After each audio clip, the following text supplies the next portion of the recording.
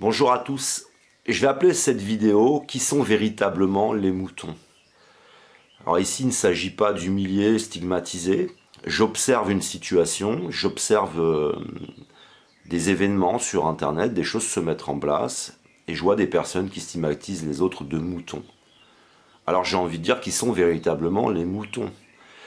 Je suis passé par cette phase, par cette forme de regard, comment on peut regarder les autres, les analyser, les stigmatiser, les réduire, les mettre dans des catégories.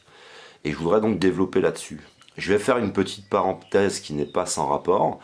C'est pour ça que je vous explique dans mes vidéos que j'aimerais participer à la création d'une association culturelle pour reprendre, alors on se calme, on panique pas parce que je vais utiliser des termes et des mots, etc.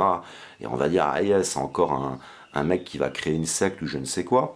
J'ai l'intention de participer à créer une organisation, une association culturelle, qui soit une organisation qui participe à une initiation, qui soit sur Internet, qui soit ouverte, après avec de la littérature, qui soit donc libre d'accès par Internet, qui organise des conférences, mais il n'y a pas une organisation avec un lieu où les gens vivent, c'est pas une secte.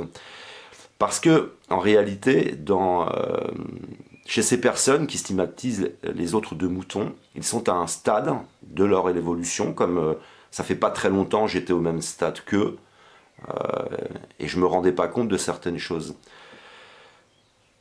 Dans vos monuments, dans dans l'art, dans la franc-maçonnerie, dans le tarot, dans de nombreux endroits, on retrouve tous ces processus d'alchimie qui nous expliquent en fin de compte les évolutions.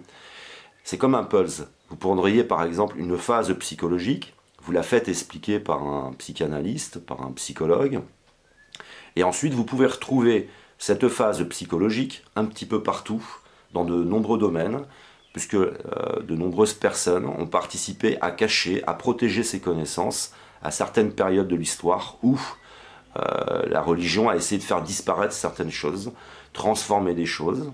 Alors je ne vais pas rentrer dans les détails, il s'agit pour moi, tout compte fait, d'offrir, en étant une équipe, c'est-à-dire qu'il n'y a pas un individu, personne n'apparaît dans cette association, personne n'apparaît véritablement dans les produits, il s'agit de créer en fin de compte des outils qui amènent à une initiation de A à Z, en prenant la phase psychologique et en rassemblant ce que l'on peut retrouver dans l'alchimie, ce que l'on peut retrouver par exemple dans la franc-maçonnerie, ce que l'on peut retrouver dans le tarot, et en fin de compte dans de nombreux domaines, voire même dans la religion et dans certains textes, quand ils n'ont pas été trop trafiqués.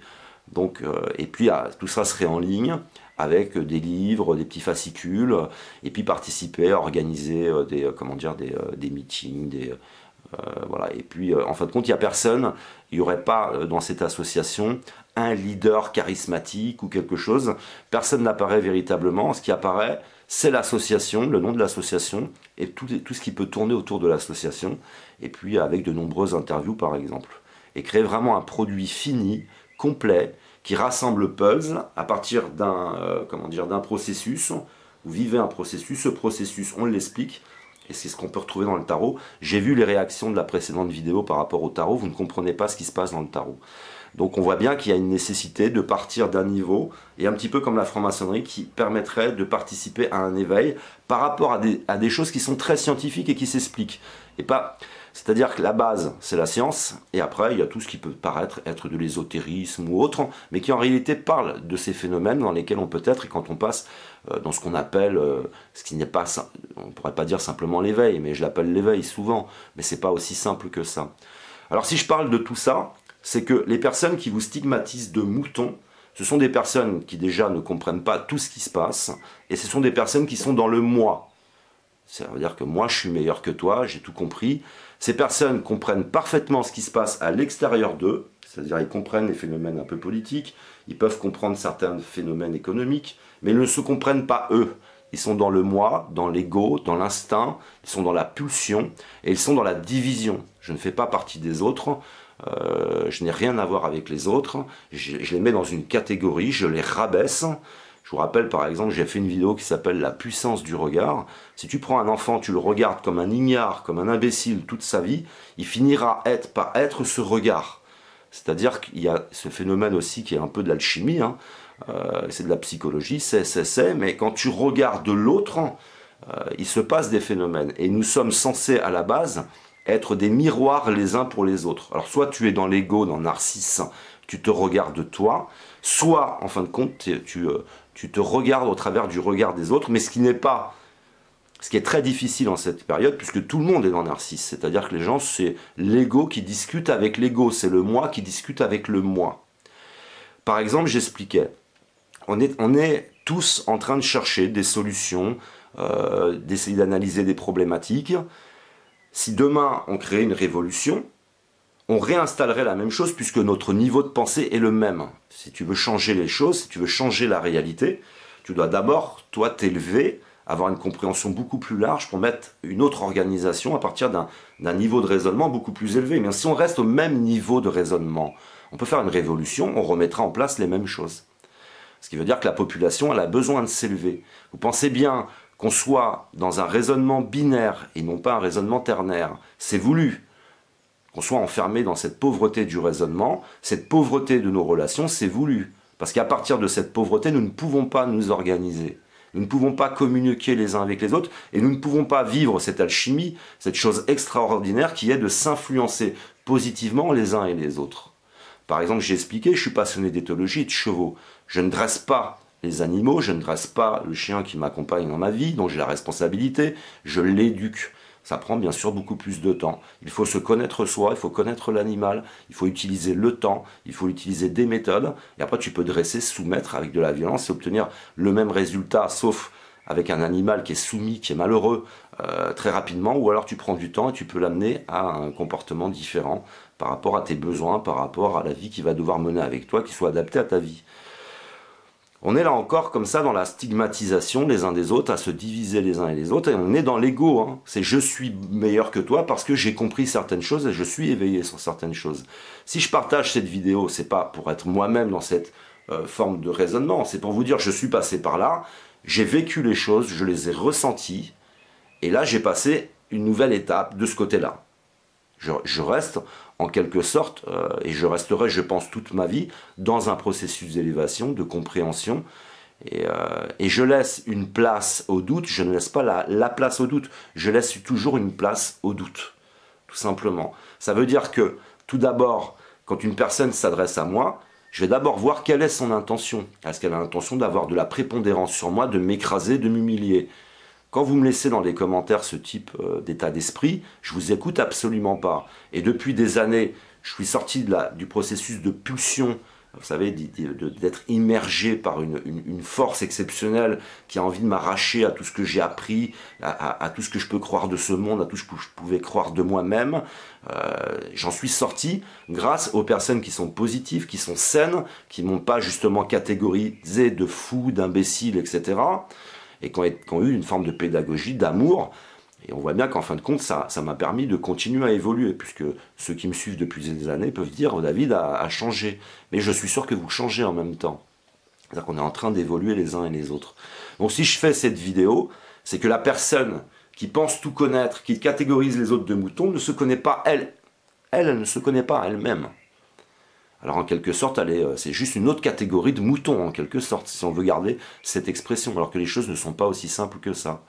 Catégoriser les autres de moutons, c'est un petit peu les dénigrer, les rabaisser. Du coup, je me relève moi je suis quelqu'un qui connaît tout, parce que je connais que quelque chose, mais je crois que tu ne connais rien à partir du moment où tu n'es pas sorti du moi pour aller vers le soi, et pour former un tout avec les autres, avoir de la pédagogie, de l'amour, de la compréhension, et aller vers la sagesse. Est-ce que c'est de la sagesse est-ce qu'on ne vous a jamais stigmatisé, insulté, rabaissé dans la vie? Est-ce que ça, c'est de la sagesse? Et je crois qu'en fin de compte, qu'on peut retrouver dans les croyances, par exemple le troisième œil, dans certaines croyances, il y a vraiment plusieurs façons d'exprimer cette élévation, cette compréhension, on la retrouve, et c'est pour ça que je voudrais faire participer à une organisation et puis moi disparaître, et pour laisser la place à toutes ces connaissances, et en travaillant dans le pluridisciplinaire. C'est-à-dire qu'il y a des personnes, elles sont persuadées et convaincues qu'à elles toutes seules, elles sont capables de tout expliquer. C'est faux, c'est faux. Si aujourd'hui, par exemple, vous qui m'appréciez, vous diriez, tiens, on confierait le monde à David, on serait heureux, par exemple. Non, je je mettrais en place des choses positives et des choses négatives, et ce serait une véritable catastrophe. C'est-à-dire que ils ont réussi à faire ça, à nous diviser les uns et les autres. La télévision, par exemple, quand j'en parle, c'est que même à table, vous ne vous parlez plus. À table, vous regardez la télévision, vous êtes même divisés dans la même pièce. La télévision, c'est ça que ça a amené, c'est que les gens le soir se retrouvaient, mangeaient ensemble, il y avait tout un tas de choses qui pouvaient se passer, mais là, on est occupé, l'esprit occupé, on est complètement absorbé par des images, par des personnes qui nous amènent à penser d'une façon ou d'une autre, on reste complètement bloqué dans ce raisonnement binaire, on ne peut pas accéder au raisonnement ternaire, on reste dans l'animal, la pulsion. C'est-à-dire que la personne qui stigmatise, elle peut avoir compris ce qui se passe dans son environnement, certaines choses qui peuvent se passer, mais elle n'a pas véritablement tout compris, puisqu'il aurait fallu qu'elle se comprenne déjà elle-même. Qui je suis moi, réellement, vivre la double naissance, l'élévation. Je ne dis pas ça pour humilier ces personnes. Si on sait utiliser le miroir de la bonne façon, l'autre comme un miroir, on va se dire peut-être que David a raison, je suis passé par là, donc je ne vaux pas mieux. Ce sont des circonstances qui m'ont amené à. C'est pas de l'intelligence, ce n'est pas que de l'intelligence. Oui, il faut un peu d'intelligence pour comprendre ça. Mais c'est des circonstances qui m'ont amené à ça. Et je voudrais partager ça pour ceux qui participent sur Internet, vous faites des vidéos, vous stigmatisez les autres de moutons. Vous, du coup, vous catégorisez les autres, vous vous empêchez un certain développement, c'est-à-dire que vous êtes dans la division, je me divise des autres. Vous avez la chance, certes, de pouvoir avoir un certain succès, puisque forcément, ceux qui vous regardent sur Internet, c'est forcément aussi des gens qui sont éveillés, et qui vont finir par croire qu'en réalité, oui, en effet, les autres sont des moutons et pas eux, et du coup, vous êtes entre vous.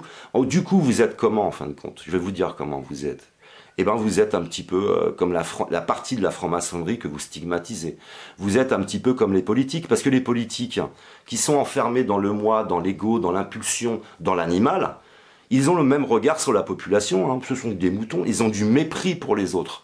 Ce qui veut dire que vous vous positionnez en tant qu'anti-système, je suis anti-système, mais en réalité, on vous mettrait au pouvoir, vous auriez exactement le même regard sur les autres. Simplement, vous vous êtes mis du côté du bien, qui sera le bien, parce que je suis anti-système.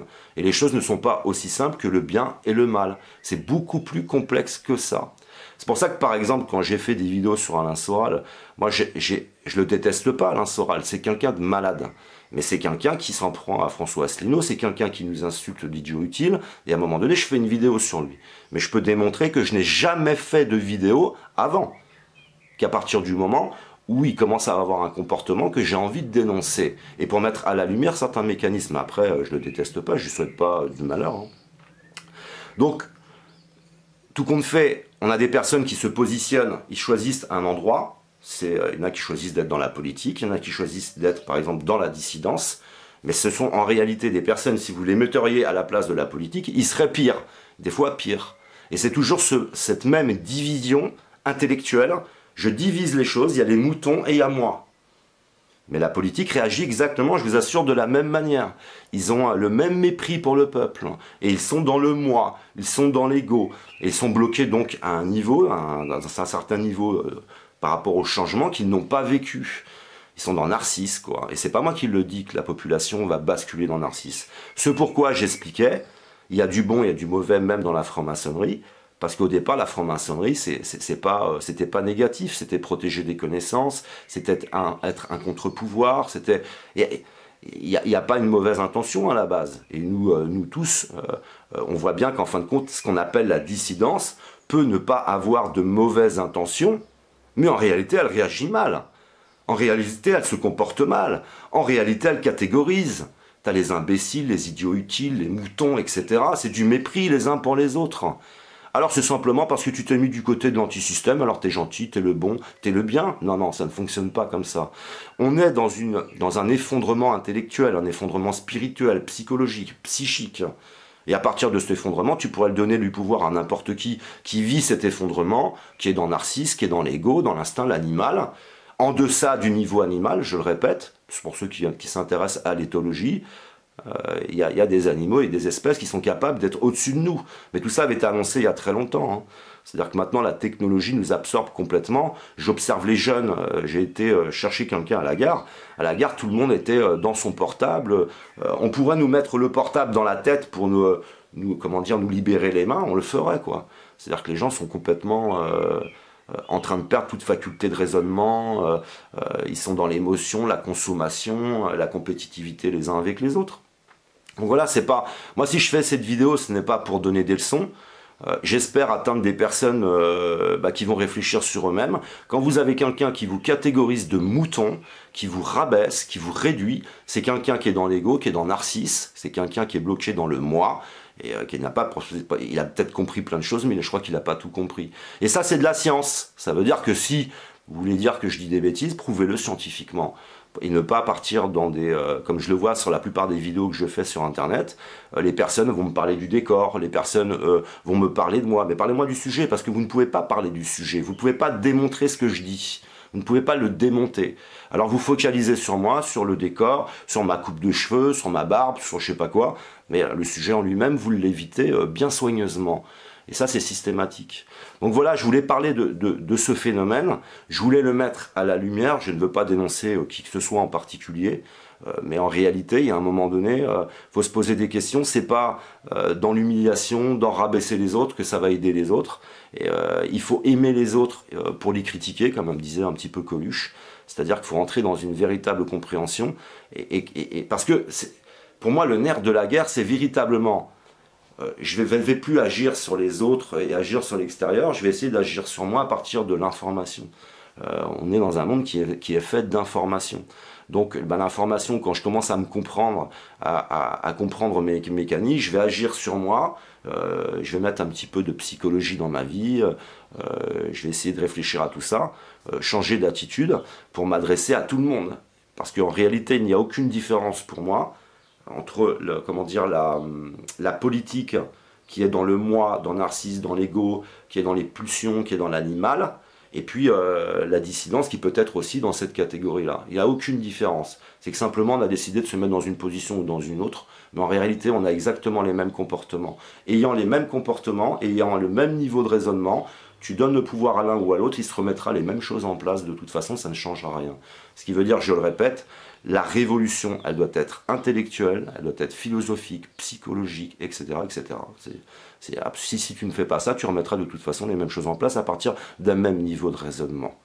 Donc dénoncer les choses, techniquement, il se passe ci, il se passe ça, ok, mais après, il y a tout un travail personnel à faire, une élévation à vivre, et puisque je le disais, j'ai vécu toute ma vie, en fin de compte, un parcours initiatique, et vous tous, hein, et on est tous complémentaires. Par exemple, on stigmatise les gens qui sont dans la routine, qui vont au travail tous les jours, on a l'impression qu'ils ne réfléchissent pas, on a l'impression qu'ils ne sont utiles à rien. Celui qui réalise des livres, qui écrit, il peut passer tout son temps à ne faire qu'écrire pendant que les autres travaillent, pendant que les autres conditionnent sa nourriture, les mettent dans l'étalage, etc. Ça veut dire qu'il y a des personnes qui sont de cette faculté à ne pas pouvoir vivre le quotidien et aller rechercher dans le raisonnement, aller rechercher dans les aspects intellectuels, psychologiques des choses, et il y a les autres qui sont là pour maintenir aussi quelque chose, pour que ça tienne debout.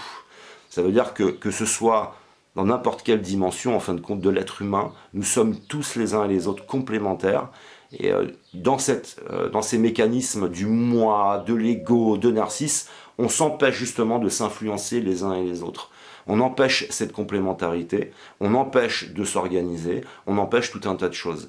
Ce qui veut dire que tout compte fait, que ce soit ceux qui sont pour moi en politique ou qui sont dans la dissidence, à partir du moment où ils sont dans les mêmes schémas de comportement, de raisonnement, ça ne change rien, ils ne m'embrouilleront pas le cerveau et essayer de me faire croire qu'ils sont le bien et que les autres sont le mal.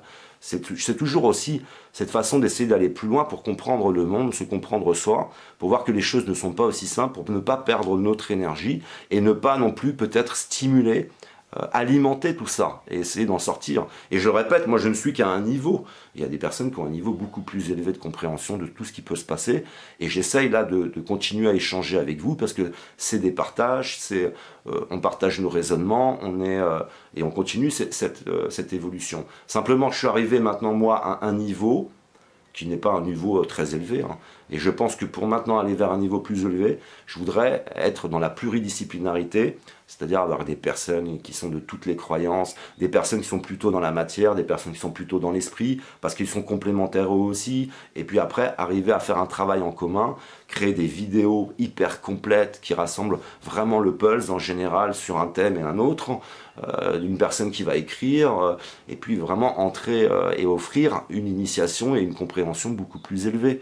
Voilà, donc c'était pour moi important de le faire. Quand vous entendez quelqu'un dire mouton, stigmatisé, catégorisé, c'est quelqu'un qui est dans le moi et c'est quelqu'un qui n'a pas passé un certain stade dans son évolution.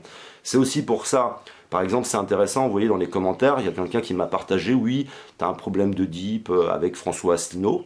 Non, c'est juste que j'ai passé toute ma vie à voter dégoûté. Pour une fois que je trouve quelqu'un qui fait appel à notre intelligence, à notre sagesse, moi je fais appel à ma créativité. Alors on a l'impression que je suis devant un dieu. Non, il faut arrêter. J'ai fait des vidéos, maître Yoda, c'est ma créativité, c'est tout ça. C'est mon plaisir d'avoir tout simplement quelqu'un qui ne nous traite pas d'imbéciles, qui ne nous insulte pas de moutons et qui fait appel, lui, à notre intelligence et qui est donc dans la pédagogie. Et vous voyez, dès que vous vous intéressez à quelqu'un d'intéressant, c'est que vous avez un problème psychologique. On est dans ce monde-là. Hein. En rappelant, par exemple, ce sont des exemples d'inversion, le mot gourou, puisque quand tu participes sur Internet, tu es un gourou.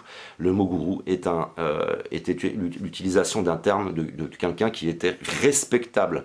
En Occident, gourou, c'est un moyen de stigmatiser l'autre. En réalité, quand on vous dit gourou, on est en train de vous dire que vous êtes quelqu'un de bien, quoi. Voilà, c'est que simplement ça s'est inversé en Occident. L'Occident oxyde tout. Et je répète, ça à nouveau, je ne suis pas dans l'adulation, je ne suis pas Baphomet. Il y a une lecture dans la croyance et il y a une lecture dans la connaissance. Arrêtez, effacez tout ce qu'on vous a fait croire, recherchez de la connaissance, recherchez la vérité sur Baphomet.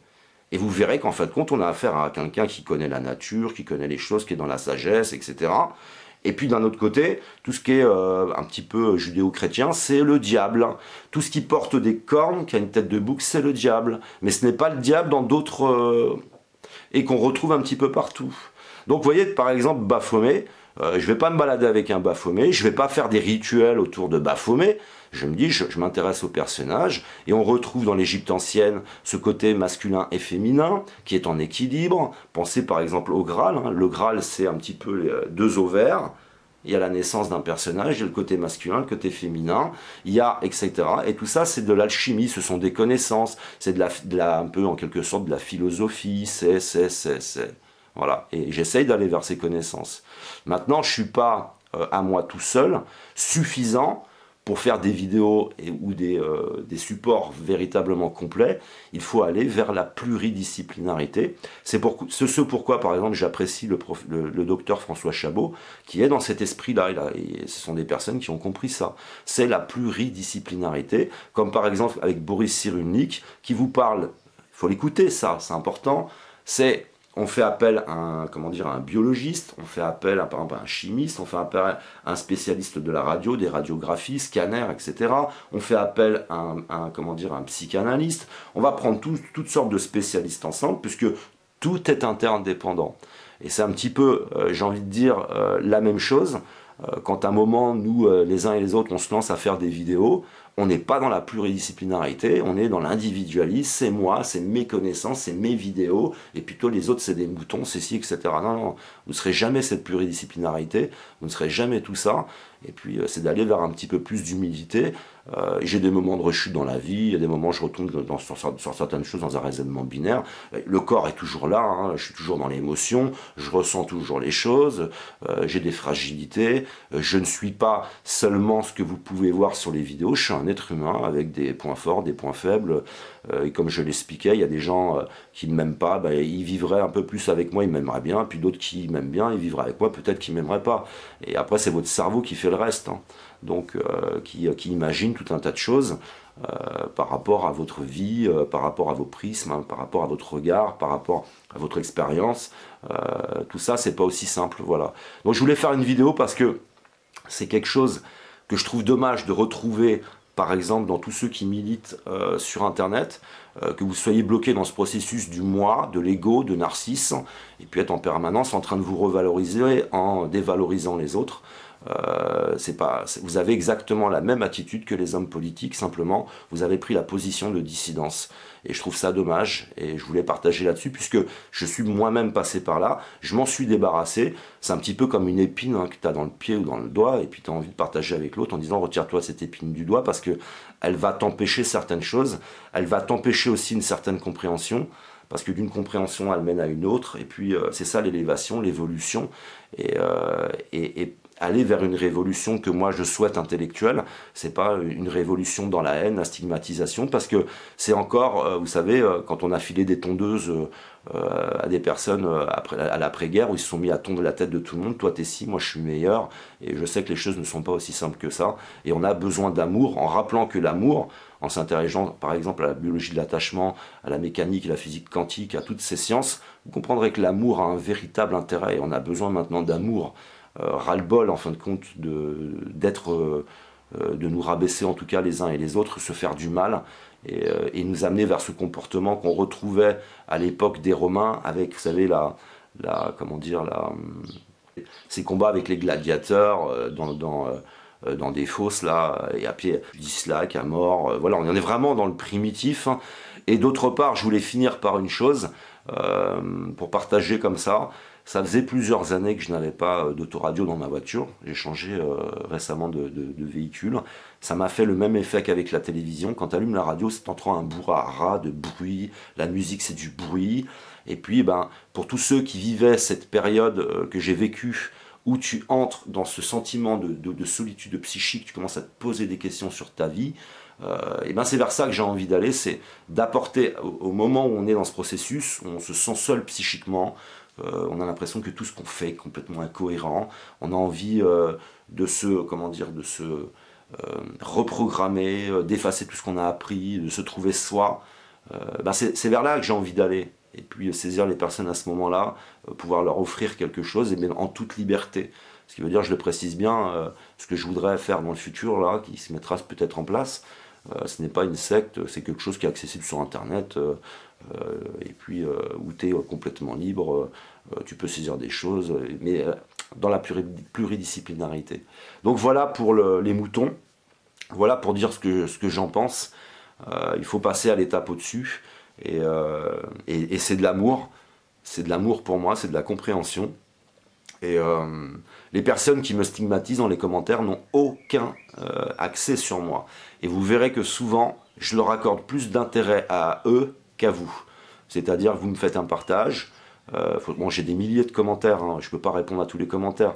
Mais les personnes qui manipulent, qui stigmatisent, qui sont violentes dans les commentaires, vous verrez, je leur accorde souvent un peu plus d'intérêt parce que ce sont eux qui justement en ont le plus besoin. Plus besoin d'attention, plus besoin d'amour, et puis d'essayer de leur prouver qu'ils ont tort. Voilà, tout simplement. Je tenais à expliquer aussi cette partie-là pour dire que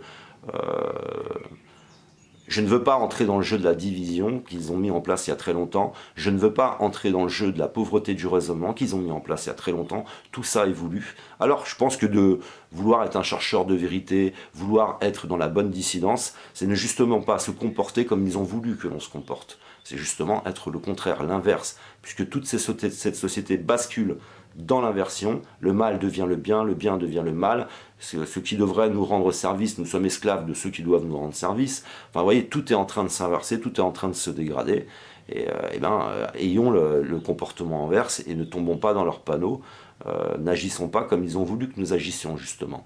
Merci de m'avoir écouté, je vous aime, que l'amour soit avec vous et à une prochaine vidéo.